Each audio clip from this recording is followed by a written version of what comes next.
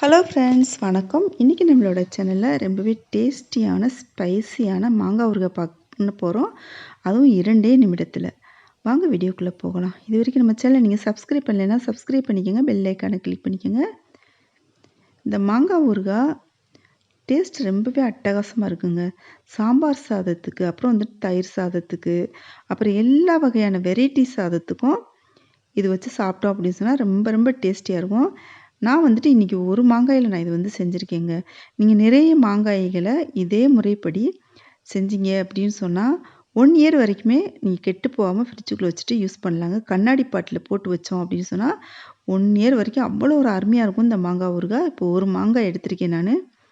இதை கழுவிட்டு இது மாதிரி தோலோடையே வந்துட்டு பொடியை கட் பண்ணிக்கணுங்க. தோலோடு போட்டால் தான் இந்த ஊறுகாய் ரொம்பவே டேஸ்டியாக இருக்கும். இப்போ நம்ம ஒரு பாத்திரத்தை அடுப்பில் வச்சுக்கலாம். இந்த பாத்திரம் காஞ்சி வரட்டும். இப்போ இந்த ஊறுகாய்க்கு தாளிக்கிறதுக்காக நான் நல்லெண்ணெய் தாங்க சேர்க்க போகிறேன். உங்கள்கிட்ட நல்லெண்ணெய் இல்லை அப்படின்னு சொன்னால் நார்மலாக நீங்கள் குக்கிங்க்கு யூஸ் பண்ணுற ஆயில் சேர்த்துக்கோங்க. இப்போ வந்துட்டு கொஞ்சமாக எண்ணெய் சேர்த்துருக்கேன், நல்லெண்ணெய் சேர்த்துருக்கேன். இது வந்துட்டு ஒரு கூடுதல் சுவையை கொடுக்கும் நல்லெண்ணெய். இப்போ வந்துட்டு கடுகு, உளுந்தம்பருப்பு சேர்த்தாச்சு. இது நல்லா பொரிஞ்சு வரட்டும். ரொம்ப ரொம்ப சுலபமாக செஞ்சிடலாம். ஆனால் டேஸ்ட் வந்து ரொம்ப நல்லா இருக்குங்க இது.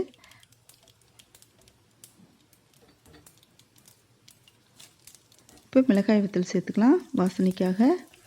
சேர்த்துட்டு கலந்து விட்டுக்கலாம். இப்போ கருவேப்பிலை சேர்த்துட்டு நல்லா கலந்து விட்டுக்குவோம். இந்த கருவேப்பிலை வந்துட்டு பச்சை கலர் மாறக்கூடாதுங்க. அதுக்கு முன்னாடி நம்ம எடுத்துடணும். மாங்காயில் சேர்த்துணும். இப்போ வந்துட்டு பெருங்காய பவுடர் சேர்த்துருக்கேங்க. உங்களுக்கு எந்தளவுக்கு வாசனை பிடிக்குமோ அந்தளவுக்கு சேர்த்துக்கோங்க. இந்த டைமில் மாங்காய் இருந்துச்சு இல்லையா, இதை வந்துட்டு இதில் சேர்த்தாச்சு. சேர்த்துட்டு நல்லா வதக்கி விட்டுக்கலாம். இந்த மாங்காய் பச்சையாகவே இருக்கக்கூடாதுங்க, நல்லா வதங்கி வந்துடணும். இந்த எண்ணெயிலே பார்த்தீங்கன்னா நல்லா வதங்கிடும். இப்போ நான் வந்து 1/2 ஸ்பூன் அளவுக்கு மிளகாய் பொடி எடுத்திருக்கேன்.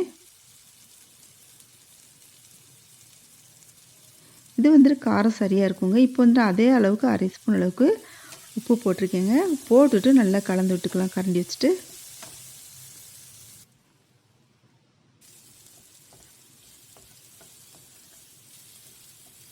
நான் வந்துட்டு எனக்கு காரம் அதிகம் பிடிக்கும் அப்படின்றதுக்காக நான் இன்னொரு 1/2 ஸ்பூன் மிளகாய் பொடி சேர்த்துருக்கேன்.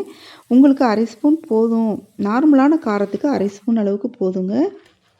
இப்போ பாருங்கள், ஊற வந்துட்டு நல்லா ரெடி ஆயிடுச்சு. நல்லா வெந்துடணுங்க. அந்த மாங்காய் வந்துட்டு நல்லாவே வெந்து மசிஞ்சிற அளவுக்கு வெந்துடணும். அப்போ தான் அந்த டேஸ்ட் அட்டகாசமாக இருக்கும். இந்த ரெசிபி உங்களுக்கு பிடிச்சிருந்துச்சி அப்படி சொன்னால் நம்ம சேனல் இது வரைக்கும் சப்ஸ்கிரைப் பண்ணலைன்னா சப்ஸ்கிரைப் பண்ணிக்கோங்க, பெல் ஐக்கானை கிளிக் பண்ணிக்கோங்க, ஃப்ரெண்ட்ஸுக்கு ஷேர் பண்ணிக்கோங்க, லைக் பண்ணுங்கள், கமெண்ட் பண்ணுங்கள். மீண்டும் ஒரு நல்ல பதிவில் சந்திப்போம். நன்றி, வணக்கம்.